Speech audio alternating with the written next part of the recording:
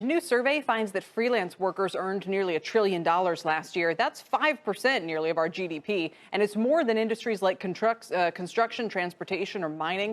The survey also found there are 57 million Americans participating in the freelance economy, and those workers consider freelancing more than ever a long-term career option. Joining me now is Stefan Kazriel. He's CEO of global freelancing platform Upwork. Stefan, welcome. You guys celebrating just about a year as a publicly traded company. And after today's jobs report, what do you think freelancing can tell us about the economy today? Well, it's a continuation of the same, which is a really strong recovery in the job market. The numbers in the job report were a little bit lower than people expected, but nonetheless quite strong. And what this means is workers have increasingly a choice, and particularly highly skilled people. And so increasingly millennials and highly skilled workers are choosing to be freelancers. What's the difference between freelancers and gig workers? Yeah, well, so we run this study every year, and every year we ask people, what do you want to be called? And gig work is very low on the list. Most people want to be called self-employed, they want to be called independent professionals, but they see themselves as highly skilled, having a choice, and they don't want to be called gig workers. What are the top industries that we're talking about here? Because when we're talking about the gig economy, we all think of Uber and some of those different kinds of things. When we're talking about freelancers, I mean, we're talking about vastly different kinds of industries, right?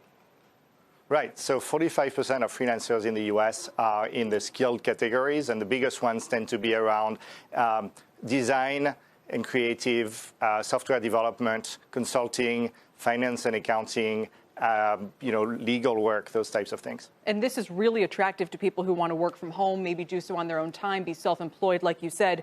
The major downside is it doesn't come with healthcare benefits, and that's why a lot of employers obviously move to hiring freelancers instead of full-time workers.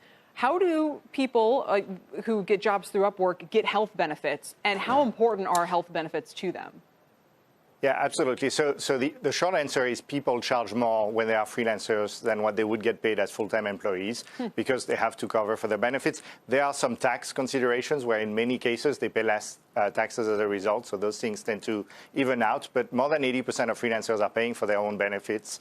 And one finding in the study is that they are increasingly politically active. They're more active than non-freelancers. And the number one thing they want from elected officials is affordable health care. That absolutely makes sense. So where do you see this trend going?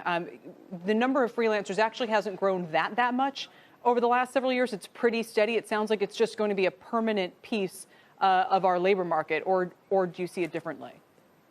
Yeah, so it grew really quickly for the first 4 years between 2014 and then 4 years later. The last couple of years have flattened out a bit, and really what's been happening is there was a portion of the freelancers that said, I'm doing this by necessity, but I would prefer to get a full-time job. And given the state of the job market, those freelancers have exited the freelance workforce. But meanwhile, the people that do this full-time, see this as a permanent choice and do this by choice are continuing to increase. And I think that's going to continue to be the case, even if only for one reason, which is a generational shift. The baby boomers are much less likely to be freelancing. The millennials and Gen Z, more than 50% of Gen Z is freelancing today. And so as the baby boomers retire and millennials and Gen Z are becoming the majority of the workforce, that's going to continue to drive those numbers up and benefit platforms like Upwork as a result. Yeah, it's fascinating. And as you said, we'll also continue to keep healthcare as a #1 issue. Stefan, thanks very much for joining me. Appreciate it. Thank you.